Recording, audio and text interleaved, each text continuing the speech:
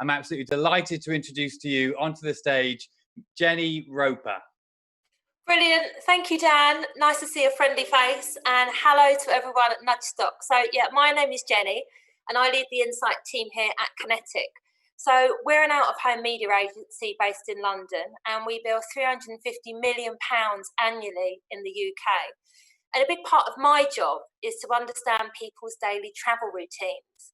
And this is in order to optimise out-of-home audience ad placements and strategy.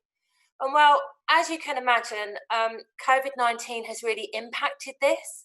So in the next 10 minutes, I'm going to demonstrate to you how an understanding of social proof has helped to accurately predict UK election results, and how using these techniques can help to predict how people will travel in the coming weeks and months as the UK government eases lockdown restrictions. So it really is important for our business to be able to accurately predict people's travel patterns and how they will change in the near future. So this is data from Kinetic's Jennie platform. It links several data sets, including mobile SDK data with poster sites. So in other words, we know when a mobile handset has been past a specific poster. Each time a mobile handset goes past a poster, this counts as an impact. And we can see that lockdown has really affected people's travel habits. They were less likely to go to the supermarket, although interestingly, they spent the same amount each week in bricks and mortar stores. People are less likely to travel by road and even less likely to travel by train. And by mid-May, we can see that audience impact delivery is down, but it is starting to recover. But so what? I mean, we're in early June. Who cares what happened 3 weeks ago? Do you know what? Big data is great, but it is historical. Mobile phones don't deliver SDK data back immediately. There's a 2-week time lag once the data is cleaned and processed. Oh, and I needed to deliver this presentation a week in advance. So what level is the audience at today? Where will it be next week? When will out-of-home impacts only be down by a third? These are the critical business questions that I'm asked by Kinetic and our clients. Now, one way to answer this is mathematically. So you could do a linear regression as shown with a pink line to predict how audiences will grow. But hang on a minute, please don't leave. This isn't going to be a maths lesson. But the one thing to bear in mind is the situation the UK finds itself in today really is different from 3 weeks ago. So last week, the UK government announced that some children could return to school. And next week, large retail stores will be open. And this really will affect travel patterns. But when will things return to normal? Will COVID-19 stop us? Will it create any new normals? So here we have an ad from the New York Stock Exchange that they put out last month. They show powerful images of 9/11 and the Great Depression with the copy, "It did not stop America." They sent out a clear message that COVID-19 won't stop America. And we're looking to see how and if COVID-19 will create any new behaviours. It is worthwhile looking to the past. 7/7 and 9/11 heavily impacted people's travel habits in the short term. However, they did not create a new normal. After 7/7, Transport for London reported more people travelling on the tube the following year, and numbers have continued to increase at a pace.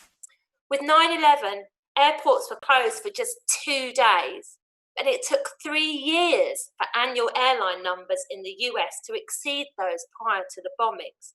However, it did not create a new normal for travelling. What this does demonstrate is that just because restrictions are lifted, it doesn't mean people will immediately go back to their old behaviours. I mean, eventually they might. And whilst the terrorist threat is different to the threat of COVID-19, understanding why there were no new normals from a terrorist threat can help us to understand if COVID-19 will create a paradigm shift in the way people live their daily lives. And if we do see a shift on the horizon, how should we change our strategic planning for our clients moving forward? And do you know what? This is a really interesting question for commuting to work. Will employers and employees have the commitment to adapt their 9-to-5 working habits once the threat of the pandemic has gone? And do you know what? This is something I'll be keeping a really close eye on. But to understand if a change in behaviour will stick, you need to appreciate the motivation and commitment behind the change. So motivation is why you do something, and commitment relates to how long you stick at it for. So in both cases of 7/7 and 9/11, people didn't have the commitment to stick with their new travel habits. The new ways of travelling were not more convenient. The reason air travel took longer to recover post 9/11, people just don't fly that often. 7/7 affected the daily commute and people bounced back much faster. Once the threat or motivation for the change in behaviour passes, if you haven't built up a commitment to change, you will revert back to your old habits and there'll be no behaviour shift. So, bringing this back to the present day, under the threat of COVID-19, will there be any new normals? And to understand this, you have to think, is the changed behaviour more convenient or better? Will people have the commitment to stick with the new behaviour once restrictions are lifted? And do you know what? Just because the government says you can, it doesn't mean you will. Last week in the UK, the government announced schools would open in England.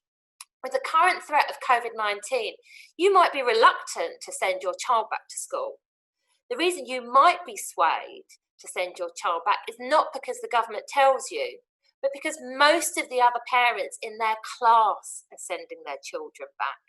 And this demonstrates the power of social proof.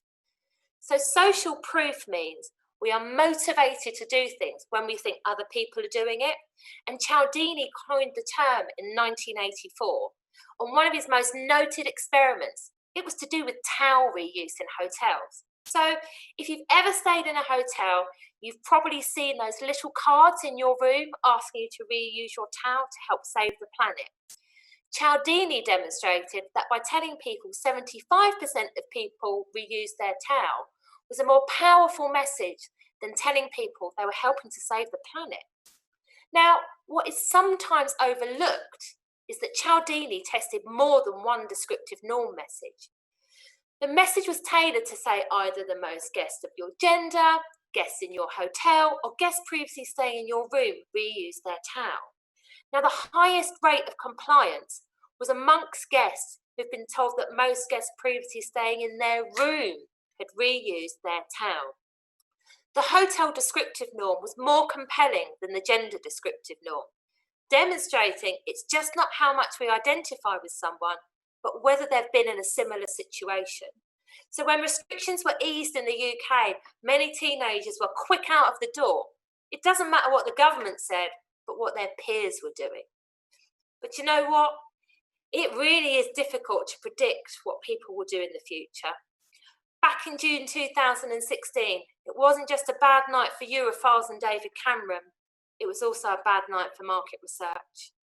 Of the 168 polls carried out since the EU referendum, less than a third, 55 in fact, predicted the UK would vote to leave the EU. And just 16 of the 168 surveys predicted a 52-48 split in favour of leave. Now, what many of these surveys had in common is they asked people how they intended to vote. However, this forgets that we are social creatures, and social proof tells us it is better to ask, how will people in your area vote, rather than how you will vote? So Muir, Stigmeyer and Lewis Beck are strong proponents of using social proof research techniques, what they refer to as a vote expectation model. Vote expectation models outperform vote intention models in predicting both the winning party and the party's share of seats. The vote expectation model is a better predictor of behaviour change.